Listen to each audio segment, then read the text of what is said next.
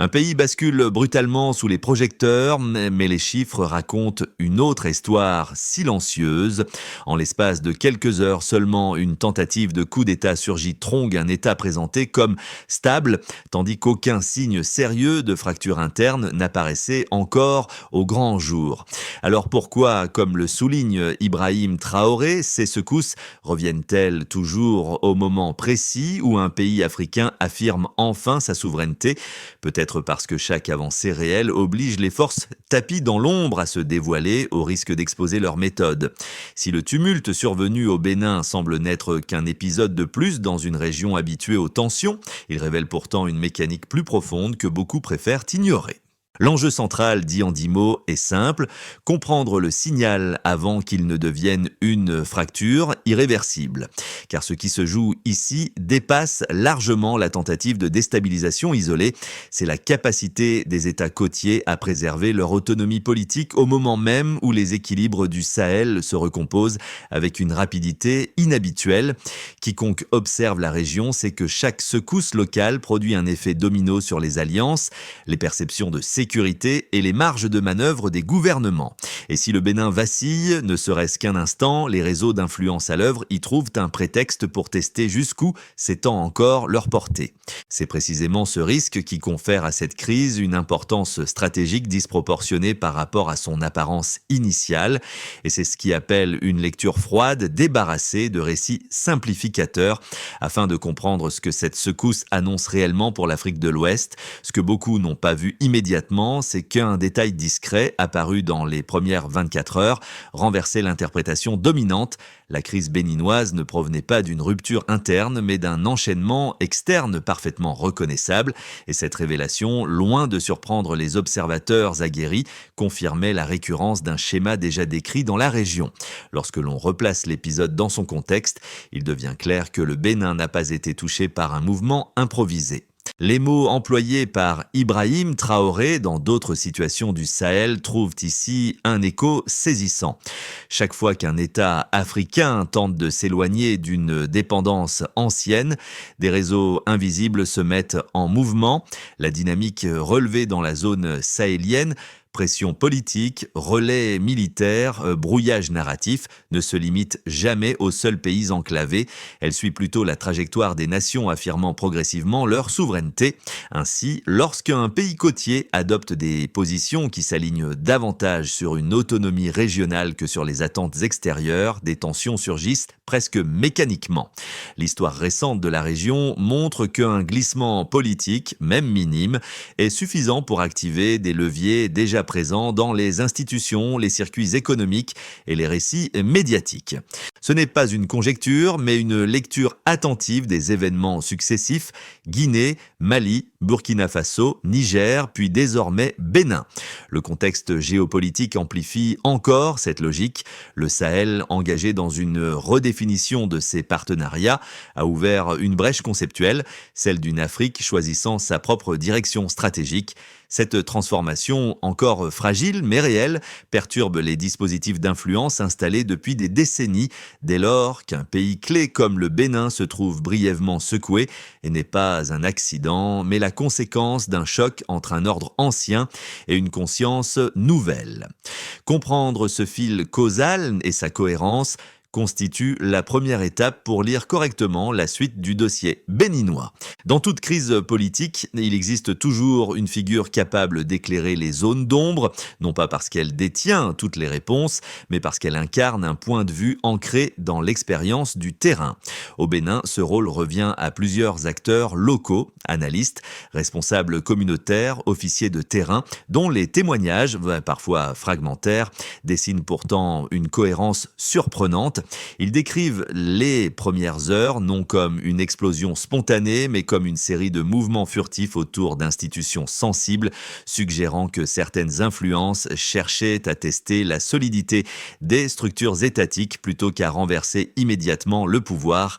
Un chef de district frontalier, interrogé dans la foulée des événements, rapporte avoir observé des déplacements inhabituels d'hommes en civil à proximité de postes militaires, sans confrontation directe. Ce microcas limité mais révélateur, montre comment une tentative de déstabilisation peut commencer par l'examen méthodique des points faibles institutionnels. Un autre témoin, membre d'un réseau logistique régional, souligne que des rumeurs trop cohérentes pour être accidentelles circulaient déjà la veille du déclenchement, ce qui laisse penser que la perturbation avait été préparée avec une précision laissant peu de place au hasard. Ces exemples ne suffisent pas à établir un récit complet, mais ils éclairent l'effet immédiat de la crise, une tension diffuse qui s'est rapidement propagée aux zones administratives et commerciales, obligeant les autorités locales à réévaluer leurs protocoles de sécurité. La question centrale demeure alors simple: que se passe-t-il lorsque un État doit réagir à une menace qu'il voit sans pouvoir en identifier clairement l'origine? Tout commence par un signal presque imperceptible, un déplacement limité d'individus vers des zones administratives sensibles, observé par quelques agents locaux, mais encore trop diffus pour alerter l'ensemble de la chaîne sécuritaire. Ce moment constitue la phase de déclenchement, celle où un réseau extérieur tente de mesurer la résistance institutionnelle sans se dévoiler. Les premières heures sont marquées par des mouvements fragmentés, par des rumeurs qui se propagent plus vite que les faits, et par une atmosphère de flottement où chacun cherche à comprendre si ce qu'il voit est anodin ou annonciateur d'une opération plus structurée. Puis vient la montée, le véritable cœur de la dynamique. C'est ici que le schéma décrit depuis des années par Ibrahim Traoré dans son analyse des pressions extérieures trouve une résonance presque mécanique. Une tentative de coup d'État apparaît, non sous la forme d'une insurrection large, mais comme une série de gestes destinés à créer la confusion. Des relais dans certains segments du paysage politique amplifient des narratifs de division. Des voix extérieures réorientent le discours médiatique pour transformer un soupçon de désordre en preuve de fragilité. Le mécanisme n'est pas nouveau, il s'agit de substituer la perception au fait brut car une population incertaine devient une variable exploitable. À ce stade, les mouvements sur le terrain gagnent en intensité, quelques unités hésitent, d'autres se replient momentanément, tandis que les institutions tentent d'évaluer l'étendue de l'infiltration. La crise atteint alors son point culminant, le moment où un État doit décider s'il interprète l'événement comme une agitation périphérique ou une attaque coordonnée. C'est précisément ce brouillage, cette incapacité initiale à distinguer agitation réelle et instrumentation externe qui confère à l'épisode béninois sa dimension stratégique. La seconde partie de la montée est dominée par la guerre narrative.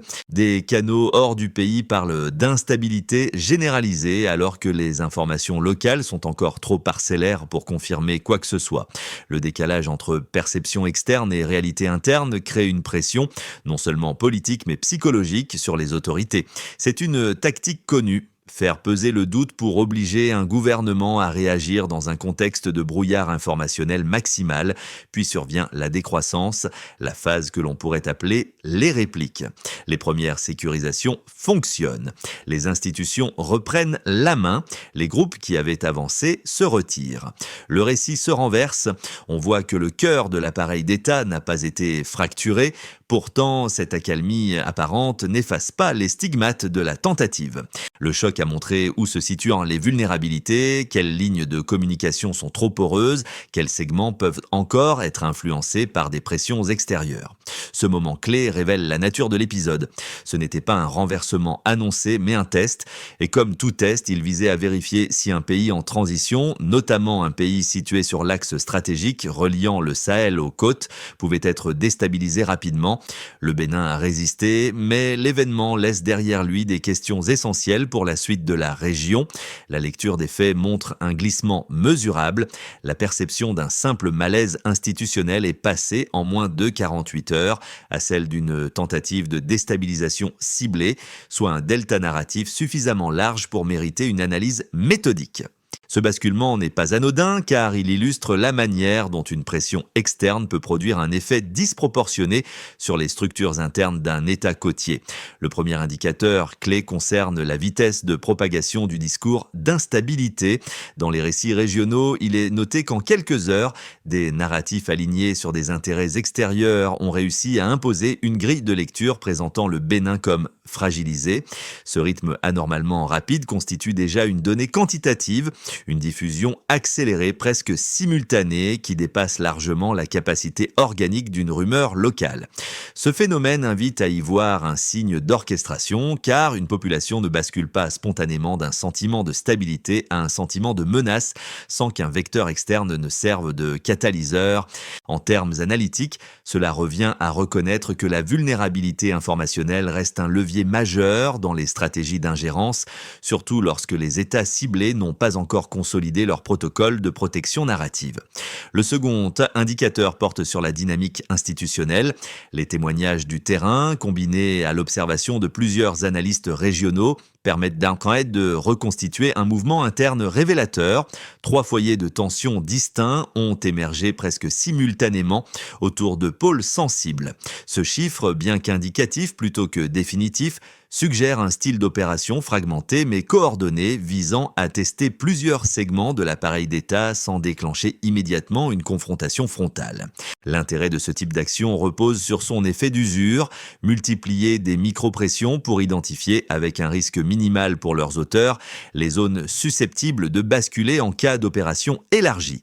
Ce constat appuie l'idée que l'événement béninois n'est ni spontané ni totalement imprévisible. Il s'inscrit dans un mode opératoire repéré à plusieurs reprises dans la région. Le troisième indicateur touche au champ géopolitique élargi. La source décrit un phénomène plus large. Chaque fois qu'un pays du Sahel ou de l'Afrique de l'Ouest avance vers une autonomie accrue, une réaction étrangère suit presque mécaniquement. Ainsi, dans une séquence récente, 4 États, Guinée, Mali, Burkina Faso, Niger, ont vu apparaître des tensions ou sanctions au moment même où ils tentaient d'affirmer une souveraineté politique renforcée. Cette corrélation n'est pas présentée comme une preuve juridique, mais comme un motif récurrent suffisamment robuste pour informer une analyse de risque. Le Bénin s'inscrit dans cette matrice. Un pays qui gagne en influence régionale, qui se situe à un carrefour stratégique et qui, par sa stabilité, devient un verrou pour les réseaux d'ingérence cherchant à maintenir un paysage politique prévisible. Pris ensemble, ces 3 séries d'indicateurs dessinent une réalité plus nette. La tentative de perturbation ne doit pas être examinée comme une anomalie, mais comme une opération calibrée visant à tester la profondeur de la souveraineté béninoise. Elle montre où les institutions tiennent, où elles fléchissent et où une consolidation urgente serait nécessaire pour empêcher la reproduction du même schéma. Pour comprendre pleinement la portée de l'épisode béninois, il faut accepter d'examiner les thèses opposées avec la plus grande rigueur, sans caricature ni sous-entendu.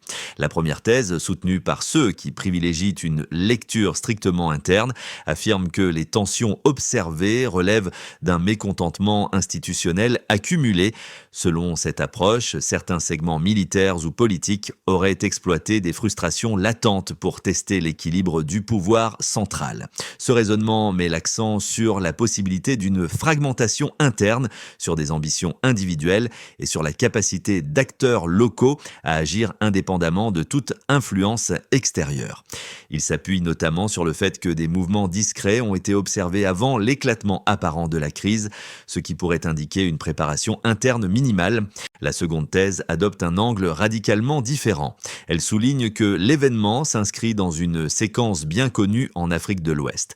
Chaque fois qu'un État cherche à affirmer sa souveraineté ou à revoir des arrangements hérités, des perturbations apparaissent, parfois sous forme de pression économique, parfois sous forme de récits médiatiques, parfois sous forme de manœuvres institutionnelles ciblées. Ceux qui soutiennent cette thèse rappellent que le Bénin occupe une position stratégique entre le Sahel, en recomposition, et les côtes atlantiques, où se concentrent des intérêts économiques et politiques de longue date. D'après eux, il serait improbable qu'un épisode aussi soudain et synchronisé soit purement local, d'autant que des schémas similaires ont été observés en Guinée, au Mali, au Burkina Faso ou au Niger lorsque ces pays ont cherché à s'affranchir de certaines influences. Face à ces deux positions, l'analyse la plus solide repose sur les éléments factuels décrits dans la source. La simultanéité de foyers de tension, la rapidité anormale de diffusion des récits d'instabilité et la cohérence avec un mode opératoire déjà identifié ailleurs. Cela ne permet pas de conclure juridiquement, mais cela oriente nettement la lecture. La crise béninoise ressemble moins à une simple agitation interne qu'à une tentative calibrée d'exploiter des vulnérabilités existantes. La divergence des thèses ne doit donc pas masquer l'évidence. La compréhension du phénomène exige d'intégrer les deux dimensions, interne et externe, mais en reconnaissant que la dynamique décrite suit un schéma reconnu dans la région. Pour éclairer ce tournant, il est utile de reconnaître que ce point médian surgit lorsque les observateurs réalisent que la crise béninoise ne relève ni du hasard, ni d'une simple agitation institutionnelle, mais d'un mécanisme déjà repéré ailleurs, une perturbation ciblée qui apparaît quand un État avance vers plus de souveraineté. Ce moment clarifie la cohérence de l'ensemble, car il relie le Bénin non seulement au Sahel, mais aussi à la dynamique plus large d'Africains qui refusent désormais les dépendances héritées. C'est dans cette perspective que les analyses d'Ibrahim Traoré trouvent un écho particulier. Il souligne depuis longtemps que les pressions extérieures se manifestent précisément lorsque les États africains commencent à consolider leur propre levier de décision. La révélation intermédiaire n'est donc pas un fait nouveau, mais la mise en lumière d'un lien. La tentative de déstabilisation n'a pas seulement testé la solidité institutionnelle béninoise, elle a également cherché à mesurer jusqu'où s'étend la coordination régionale en faveur de la souveraineté. Cette prise de conscience transforme la lecture de l'événement. Ce n'est plus un accident isolé, c'est un signal clair envoyé à tout pays traversant la même transition stratégique. Et si un test a eu lieu ici, il pourrait très bien se reproduire ailleurs. Les répercussions de la crise béninoise dépassent largement le cadre immédiat de la tentative de déstabilisation. Elles dessinent un ensemble d'effets concrets qui touchent simultanément la nation elle-même, la diaspora, les voisins régionaux et l'ensemble du corridor stratégique reliant le Sahel aux côtes atlantiques. Chacun de ces cercles réagit différemment, mais tous reflètent une inquiétude commune. La conscience que l'épisode béninois s'inscrit dans un enchaînement plus vaste, déjà évoqué par des figures comme Ibrahim Traoré dans ses analyses sur les pressions extérieures. Pour introduire cette idée, il est utile de préciser qu'à l'intérieur du pays, la première conséquence est psychologique. Un sentiment de vulnérabilité surgit même si les institutions ont résisté. Les citoyens constatent que des réseaux extérieurs peuvent tenter une perturbation sans provoquer un effondrement, ce qui renforce à la fois la vigilance et la demande de transparence politique. Les administrations, elles, réévaluent leurs mécanismes de surveillance, surtout dans les zones où des mouvements discrets avaient été détectés. Enfin, la confiance publique évolue, elle ne s'effondre pas, mais se politise. Les gens veulent comprendre qui teste le pays et pourquoi maintenant.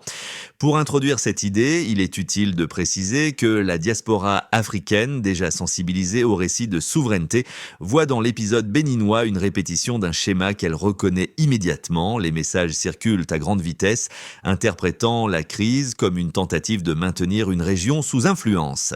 Ce phénomène crée un effet de résonance. Les communautés en Europe, en Amérique et dans les Caraïbes relient la situation béninoise à des expériences historiques plus larges. L'événement nourrit ainsi une solidarité transnationale et une vigilance accrue concernant les récits médiatiques produits hors d'Afrique.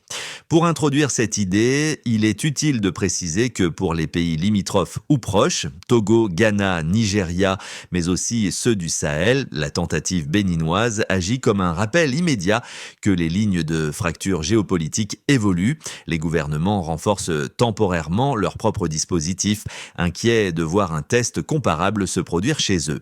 Les analystes régionaux soulignent que l'instabilité, même brève, dans un pays côtier, modifie les équilibres logistiques et diplomatiques, surtout quand le pays en question se situe au carrefour de routes commerciales stratégiques. Pour introduire cette idée, il est utile de préciser que dans l'espace ouest-africain élargi, la crise béninoise confirme une chose: dès qu'un État progresse vers l'autonomie stratégique, des pressions extérieures émergent. Cela alimente un débat régional sur la nécessité de renforcer les alliances basées sur la souveraineté. Les événements précédents, Guinée, Mali, Burkina Faso, Niger, forment désormais un prisme d'interprétation à part entière. Le cas du Bénin devient un indicateur du degré de résistance possible pour les pays côtiers, tout comme un avertissement que la transition vers un ordre multipolaire s'accompagne inévitablement de contre-mouvements. À travers ces 4 niveaux, une conclusion s'impose. La secousse béninoise n'est pas un accident, mais un révélateur de vulnérabilité que l'Afrique doit regarder en face. Pour envisager les mois à venir, il était nécessaire de formuler 3 trajectoires plausibles, non pas comme des prédictions fermes, mais comme des cadres analytiques permettant de comprendre comment la dynamique révélée au Bénin pourrait évoluer. Ces scénarios, de base optimistes et pessimistes, découlent uniquement des tendances mises en évidence dans la source. Pressions extérieures, vulnérabilités internes, recomposition régionale et montée des aspirations souverainistes. Pour poursuivre, il est utile de noter que le Bénin stabilise ses institutions après l'épisode de tension, en consolidant ses dispositifs internes et en renforçant la coordination sécuritaire dans les zones sensibles.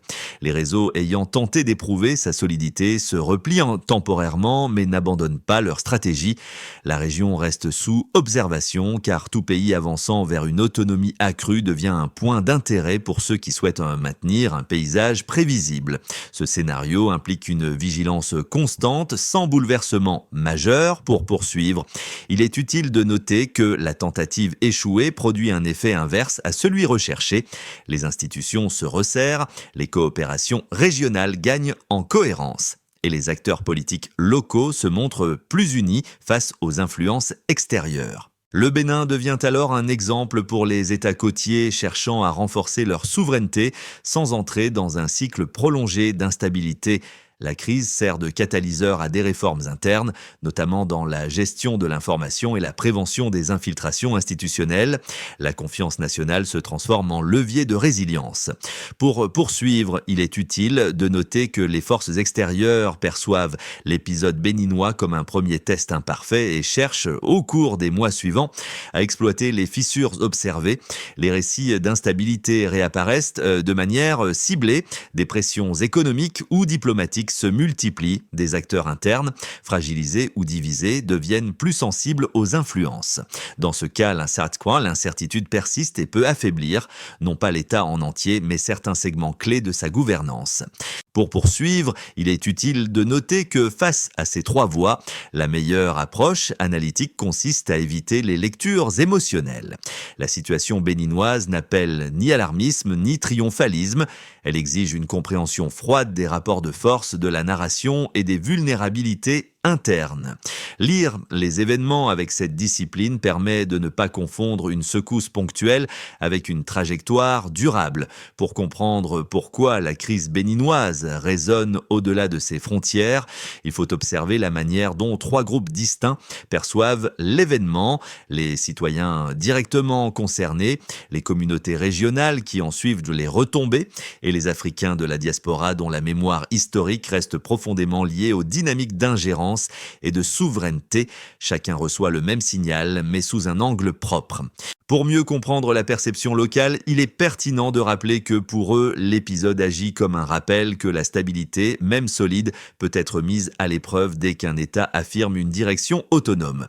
Ils y voient une invitation à renforcer la vigilance et à exiger plus de cohérence institutionnelle. La question qui surgit n'est pas qui attaque, mais qu'est-ce qui permet à ces tentatives d'exister. Pour poursuivre, il est utile de noter que, dans les pays proches, l'événement déclenche un effet miroir. Si le Bénin, perçu comme stable, peut être ciblé, alors aucune nation en transition stratégique n'est totalement à l'abri. Cette lecture encourage les États à renforcer la coordination non par crainte, mais par réalisme face à des pressions capables de se déplacer d'un pays à l'autre. Pour poursuivre, il est utile de noter que pour les communautés éloignées géographiquement mais proches par l'expérience historique, la crise béninoise s'inscrit dans une continuité de lutte contre des influences persistantes. Elles y reconnaissent un schéma familier, celui d'une région qui tente de se définir par elle-même et d'un environnement international qui préfère la prévisibilité à l'autonomie. Dans ces 3 regards, une même idée émerge. Comprendre ces secousses n'est pas un exercice académique, mais une manière de saisir comment une région entière cherche à consolider sa voix dans un monde qui change. Si l'épisode béninois révèle des vulnérabilités, il indique aussi plusieurs axes d'action permettant de réduire l'espace d'intervention des influences extérieures. Ces mesures ne promettent pas l'immunité, mais une solidité accrue, conforme aux dynamiques observées observées dans la région. Elles s'articulent autour de 4 étapes complémentaires qui s'attaquent directement aux failles mentionnées dans la source. C'est dans cet esprit que les propos d'Ibrahim Traoré trouvent un écho méthodologique, renforcer ce qui dépend des institutions africaines avant de dénoncer ce qui vient de l'extérieur. Pour amorcer cette progression, il convient tout d'abord de souligner que les autorités doivent vérifier, secteur par secteur, la cohérence des structures décisionnelles, en particulier dans les unités susceptibles d'être ciblées par des réseaux extérieurs. La mesure du succès repose sur la réduction des zones d'ambiguïté opérationnelle. Pour poursuivre cet éclairage, il est utile d'ajouter que dès les premières heures d'une crise, un mécanisme de réponse médiatique coordonné est nécessaire pour empêcher la diffusion de récits instrumentalisés.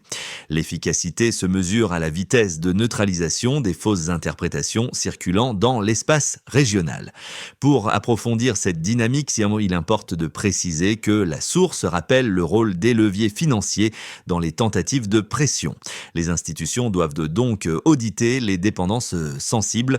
Le suivi se fait à travers l'identification et la réduction progressive des points de vulnérabilité. Pour compléter cette réflexion, il est nécessaire de noter qu'une coopération accrue entre États voisins permet d'anticiper des mouvements transfrontaliers inhabituels. L'indicateur principal, la capacité à détecter plutôt les signaux faibles. Ces étapes ne garantissent pas l'absence de futures secousses, mais elles limitent l'espace dans lequel ces influences peuvent opérer. Dans un moment où les lignes de force semblent se déplacer sans avertissement, les récits provenant du terrain, ces voix discrètes que nous avions croisées plus tôt dans les districts frontaliers, réapparaissent comme un fil conducteur. Elles rappellent que les premières lueurs de la crise ne venaient pas d'une explosion, mais d'observations silencieuses, presque furtives, perçues par ceux qui vivent au plus près des structures institutionnelles. Ce motif, revenu de P4, sert ici de repère. La compréhension de l'avenir passe toujours par l'écoute attentive de ces témoins du quotidien.